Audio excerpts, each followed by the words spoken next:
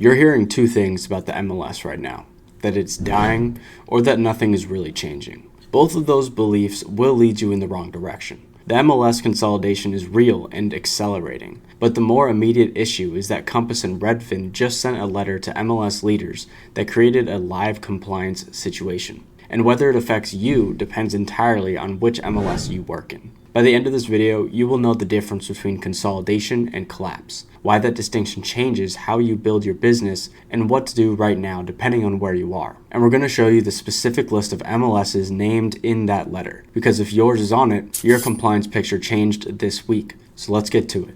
What is actually happening to the MLS? Let's start with a number that is easy to misread. The United States had close to 1,000 MLSs in early 2000s. Today, we're at approximately 484. The CEO of CRMLS said publicly this month that consolidation efforts currently underway will push that number below 400 within the next 2 years. And he is personally consulting with groups working to merge MLSs this year. That sounds alarming. It's at least not in the way most agents are interpreting it. Here's the distinction that matters. What is declining is the number of separate fragmented MLS organizations. What is not declining is the function that MLS performs. The cooperative, rules-based framework that allows agents to share listings across brokerages and ensures sellers get broad market exposure. Those are two different things. The number of organizations can shrink significantly while the underlying function remains intact and actually strengthens. Fewer, larger, better resourced MLSs serving broader regional markets is a different outcome than the MLS disappearing.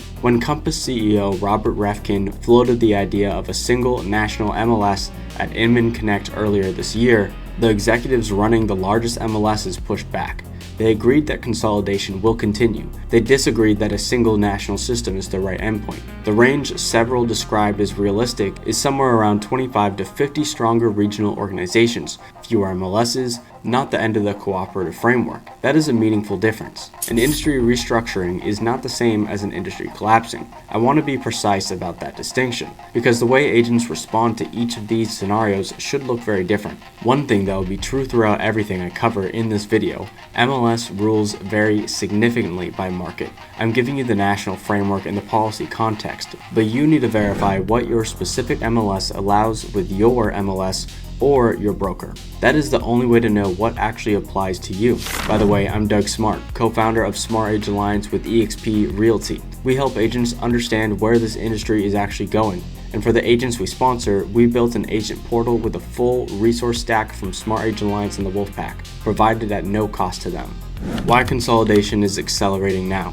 MLS consolidation has been happening gradually for years. What has changed is the pace and the pressure creating it. There are three factors driving this right now. First, technology has outgrown the fragmentation. Smaller MLSs often can't keep up with the data infrastructure, API access, and platform integrations that modern agents, brokerages, and portals require. When a listing service can't support the technical needs of its members, those members push for merger with a system that can.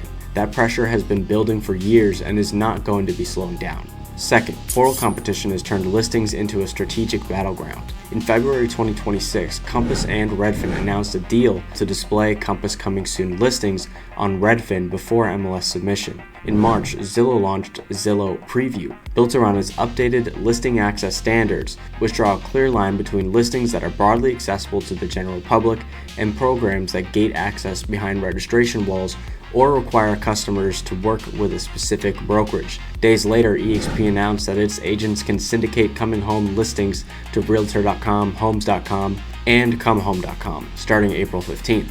What all these moves have in common is that major players are competing over the pre-market phase, the window before a listing goes to the MLS. When that competition plays out at the portal and brokerage level simultaneously, it puts real pressure on MLSs to either adapt or become structurally less relevant. Third, major brokerages are now openly challenging MLS enforcement authority. Compass, Rocket, and Redfin sent an open letter directly to MLS leaders urging them to adapt policies, supporting phased listings distribution, and pledging to defend agents against fines for following seller-directed marketing plans. The letter framed this as a fiduciary argument.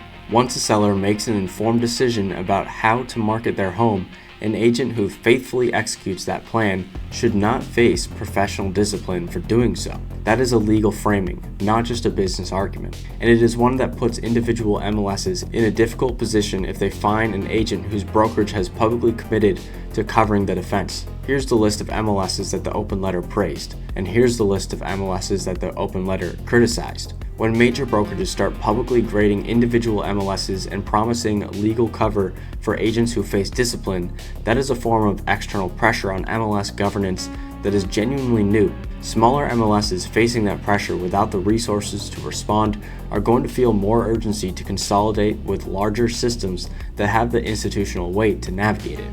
The policy argument, and whether it holds up. I want to spend a moment on the legal and policy argument Compass and Redfin are making, because it deserves more scrutiny than it's getting in most coverage. This argument goes like this. NAR's clear cooperation policy, which requires a listing to be submitted to the MLS within 1 business day of public marketing, was designed to prevent listings from being withheld from the broader market, but instead of achieving that goal, the policy pushed more sellers towards office exclusives, which are the full off MLS option. Before clear cooperation, office exclusives represented roughly 2% of transactions. By April 2025, Bright MLS estimated that share had grown to approximately 8%.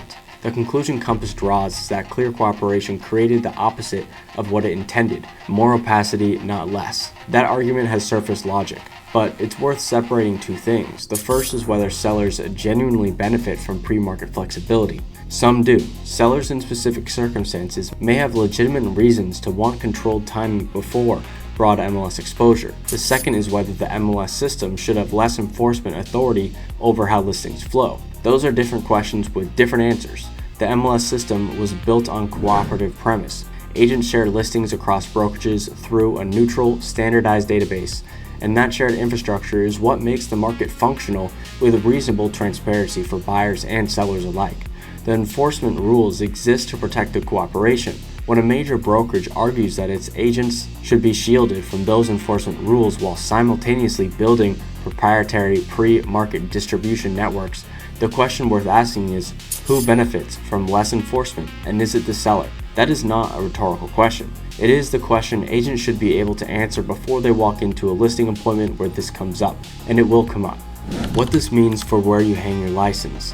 If MLS consolidation is the structural story and the open letter is the immediate pressure story, the question underneath both of them is this. Which brokerage positions you well for where this is going? The agents who are going to navigate the environment well are the ones at brokerages that are not dependent on any single MLS structure staying intact, any single portal relationship remaining favorable, or any policy outcome going their way. The agents who are going to struggle are the ones caught between competing pressures, pushing pre-market products that may conflict with local MLS rules or holding to MLS first approaches in markets where the competitive pressure is shifting against them. If your MLS is one of the organizations named in the Compass and Redfin letter as having rules they consider too restrictive, ARMLS, CRMLS, FMLS, Georgia MLS, NWMLS, One Key MLS, or Stellar MLS, pay attention to how your brokerage is positioning you in that environment. Are they giving you tools and guidance that keep you on the right side of your MLS rules, or are they leaving you to figure out everything on your own? At EXP, the coming soon syndication deal that launched in March was structured from the start to be non-exclusive and explicitly subject to local MLS rules. That framing matters. It means EXP agents are not being asked to work against the MLS. They are being given a tool that works within whatever their MLS permits. That is a different position than being at a brokerage that is building proprietary pre-market networks and then publicly pledging to defend you if your MLS finds you for using them. The listing wars will keep evolving. The open letter to MLS leaders is not the end of this conversation. It is the opening of a much larger negotiation over who controls listing distribution in this country. The agents who build well through all of it are the ones at brokerages that give them tools and frameworks and that do not require them to take a compliance risk to stay competitive. The MLS is not going away, but the system is consolidating and under direct legal pressure from major brokerages. For agents, what matters is knowing your local rules and being at a brokerage that gives you clarity as the structure shifts, not one that hands you compliance exposure. If you want to go deeper on EXP's structure and what the coming soon deal means for your listings, watch the video on screen now. And if you're evaluating your brokerage options, the Smart Agent Alliance agent portal is in the description. Real information, no pitch. If this was helpful, please subscribe so you don't miss our breakdowns on what's actually reshaping this industry. Thank you for watching, and I'll see you on the next one.